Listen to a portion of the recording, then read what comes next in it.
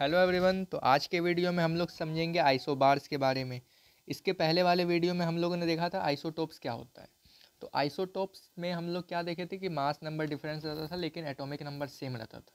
Isobar में क्या होता है, मास नंबर सेम रहेगा लेकिन एटॉमिक नंबर डिफरेंट रहेगा। मतलब डिफरेंट डिफरेंट एटम का या डिफरेंट डिफरेंट हम लोग बोल सकते हैं एलिमेंट का जो मास नंबर रहता है वो क्या रहेगा, सेम रहेगा, लेकिन एटॉमिक नंबर उसका जो रहता है मतलब नंबर ऑफ जो इलेक्ट्रॉन्स प्रेजेंट होता है वो डिफरेंट रहेगा।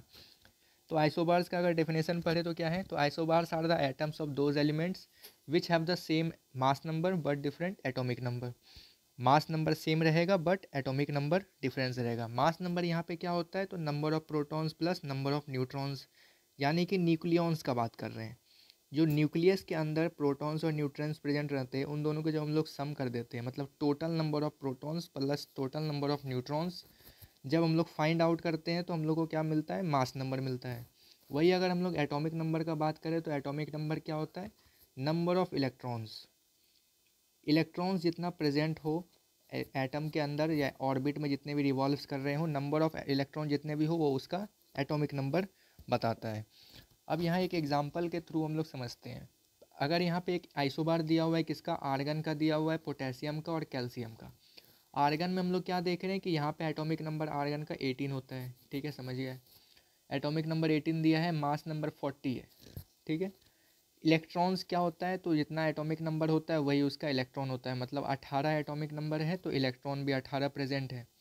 प्रोटॉन्स क्या होता है, तो प्रोटॉन्स मतलब हम लोग न्यूक्लियस के अंदर की बात कर रहे हैं, तो जितना इलेक्ट्रॉन होगा वो उतना प्रोटॉन भी होगा। तो इलेक्ट्रॉन और प्रोटॉन जो हमेशा इक्वल रहता है, तो 18 इलेक्ट्रॉन है तो 18 प्रोटॉन भी रहेगा। अब न्यूट्रॉन क्या है, यहाँ पे हम लोग न्यूट्रॉन को फाइंड करते थे लेकिन इस बार क्या है, हम लोग को न्यूट्रॉन को पहले से यहाँ पे गिवन रहेगा। जैसे मान लिया जाए यहाँ पे मास नंबर गिवन है तो हम लोग को न्यूट्रॉन फाइंड करने बोल दे, तो न्यूट्रॉन कैसे फाइंड कर सकते हैं, तो क्या करेंगे, एटॉमिक नंबर में से मास नंबर माइनस कर देंगे, या मास नंबर में से एटॉमिक नंबर माइनस करेंगे तो हम लोग को वैल्यू मिल जाएगा किसका, न्यूट्रॉन का। ऐसे नॉर्मली हम लोग को क्या पता करना रहता था कि हम लोग को जब भी न्यूट्रॉन फाइंड करना रहता था तो कैसे फाइंड करते थे, प्रोटॉन और मास नंबर जब फाइंड करना रहता था तो क्या करते थे, प्रोटॉन प्लस न्यूट्रॉन कर देते थे, तो हम लोग को मास नंबर मिल जाता था। लेकिन यहाँ पे हम लोग को न्यूट्रॉन फाइंड करना है और मास नंबर पहले से गिवन है, तो हम लोग इसका अपोजिट करेंगे, मास नंबर में प्रोटॉन माइनस कर देंगे। मास नंबर 40 है और यहाँ पे प्रोटॉन 18 है, 40 में 18 माइनस किए तो 22 आ गया, ये क्या है, न्यूट्रॉन है। तो इसी तरीके से अब दूसरा हम लोग एग्जांपल देखते हैं पोटेशियम का। पोटेशियम में भी क्या है, सिर्फ इसका एटॉमिक नंबर चेंज हुआ है लेकिन मास नंबर क्या है, सेम ही है एज बिफोर आर्गन। जैसा आर्गन का था मास नंबर वही सेम पोटेशियम का भी मास नंबर गिवन है।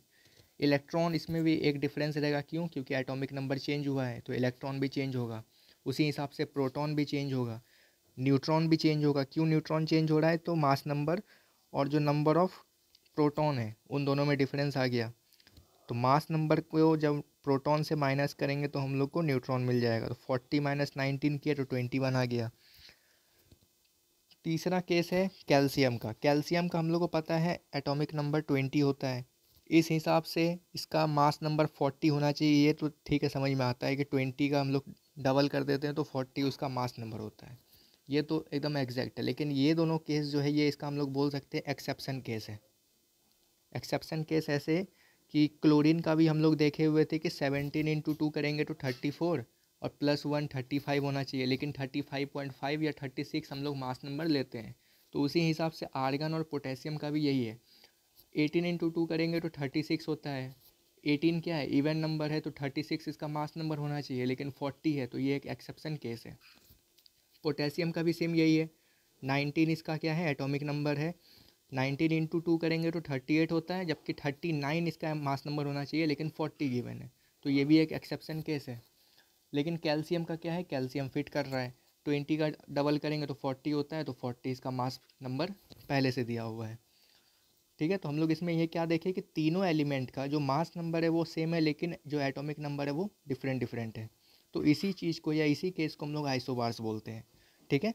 आइसोबार्स क्या हुआ, किसी भी एलिमेंट का क्या हो, एटॉमिक नंबर डिफरेंट हो लेकिन मास नंबर सेम रहे, ठीक। 40 मास नंबर है, अब इलेक्ट्रॉन्स 20 रहेगा as compare to the atomic number. Proton भी सेम रहेगा इलेक्ट्रॉन के न्यूट्रॉन फाइंड करना है, मास नंबर में प्रोटॉन माइनस कर देंगे तो न्यूट्रॉन मिल जाएगा। तो इसी तरीके से ये चैप्टर का आखिरी टॉपिक था।